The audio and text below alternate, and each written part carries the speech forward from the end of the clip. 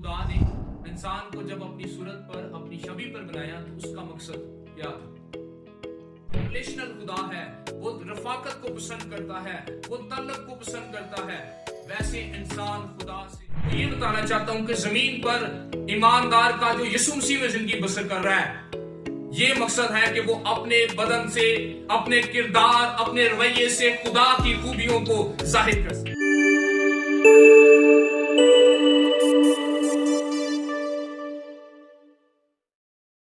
यीशु के अजीम और जलाली नाम में आप सबकी सलामती हो। और मैं रजा इरशाद एक बार फिर खुदा के कलाम की खिदमत को लिए आप सबके सामने हाजिर हूँ।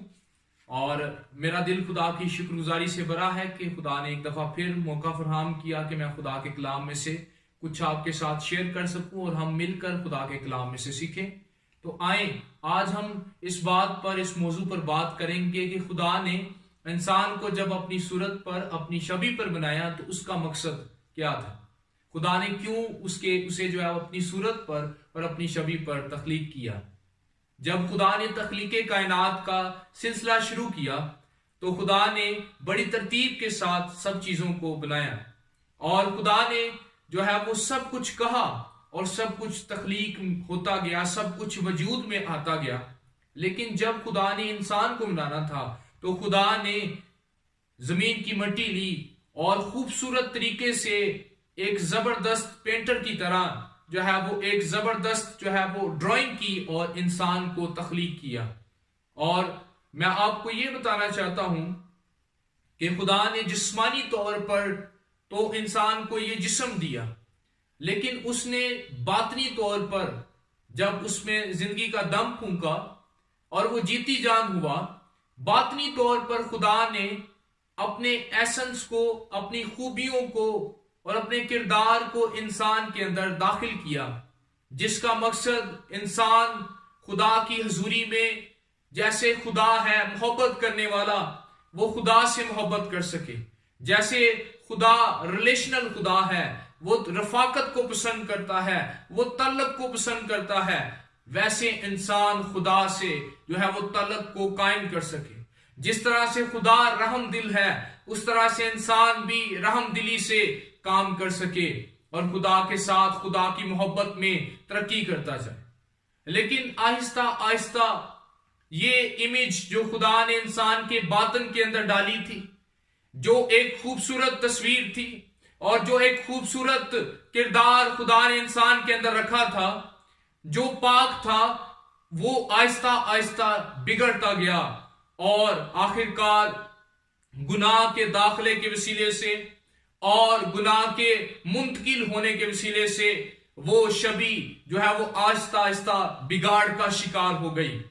और क्योंकि कलाम मुकद्दस में लिखा है रोमियो के खत के अंदर कि गुनाह की मजदूरी जो है वो मौत है, आहिस्ता आहिस्ता वो जो बातनी तौर पर खुदा ने अपनी खासियत रखी थी ताकि खुदा इंसान से मोहब्बत कर सके और इंसान भी खुदा से मोहब्बत करे, खुदा जो है वो इंसान के साथ रफाकत रख सके और इंसान भी खुदा से रफाकत रख सके, ये आहिस्ता आहिस्ता वो इमेज इंसान के अंदर जो है वो मुर्दगी के अंदर तब्दील होना शुरू हो गई और इंसान के अंदर वो कैपेसिटी खत्म हो गई जिसकी बिना पर जो है वो खुदा से रफाकत रखता, जिसकी बिना पर वो खुदा से मिलता, खुदा से मिलाप रखता, खुदा के साथ अपना तल्लुक मजबूत बनाता और खुदा से मोहब्बत करता। लेकिन खुदा ने एक जबरदस्त इंतजाम किया कि उसने मेरी और आपकी खातिर अपने बेटे यीशु मसीह को दुनिया में भेज दिया, जो कि बादशाहों का बादशाह था और खुद खुदा था। वो इस दुनिया में आया और कलाम मुकद्दस में दूसरा क्रंथियों उसके 5वें बाब की 17वीं आयत में लिखा है कि जो अब मसीह यीशु में है वो नया मखलूक है, यानी कि उसने पुरानी चीजों को खत्म कर दिया है, उसने पुरानी फितरत को जो गुनाह का शिकार हो चुकी थी उसको अपने बेटे यीशु के खून से खत्म करके अब इंसान को एक नया स्टेटस फराहम कर दिया है। अब इंसान को एक नई जो है वो बातनी शख्सियत फराहम कर दी है, जो खुदा से मोहब्बत करने के लायक है, जो खुदा की हजूरी में आने के लायक है اور جو اس لائق ہے کہ خدا سے رفاقت رکھ سکے.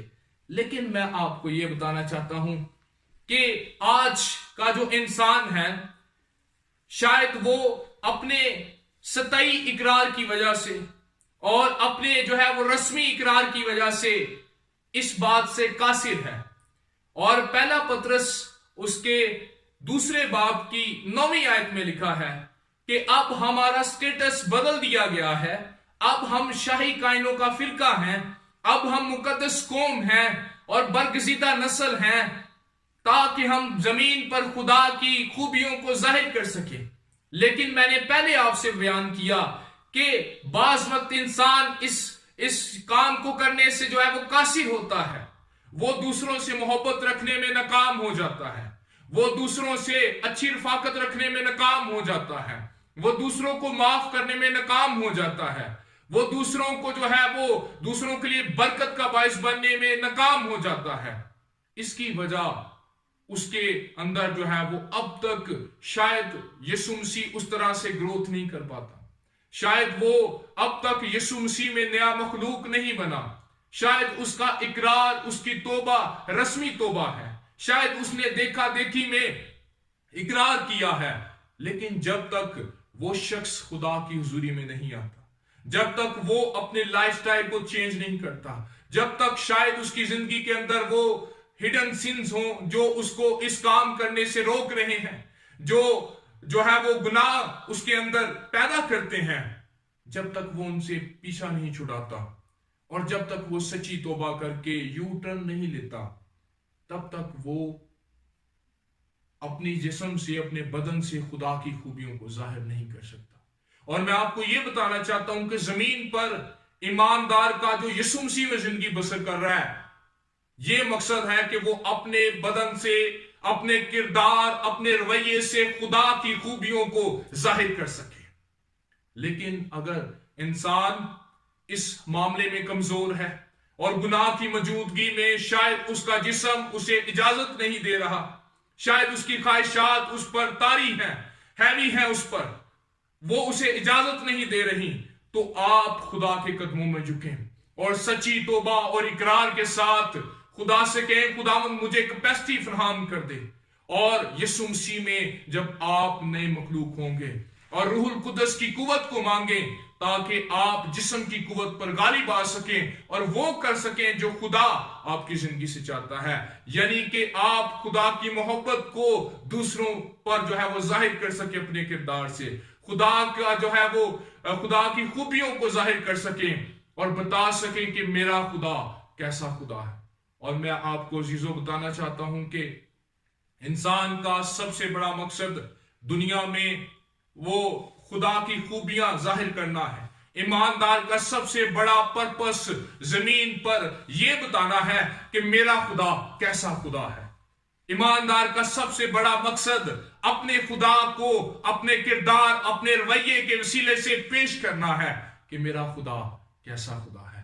اگر آپ اس معاملے میں کمزور ہیں تو خدا کے قدموں میں جھکیں, یسوع مسیح کے قدموں میں جھکیں اور اس سے کہیں اگر آپ کا بدن رکاوٹ بنا ہے, اگر آپ کی خواہشیں رکاوٹ بنی ہیں, اگر اور کوئی چیز آپ کے سامنے رکاوٹ بنی ہوئی ہے, تو آج خداوند روح القدس کے سامنے جھک جائیں.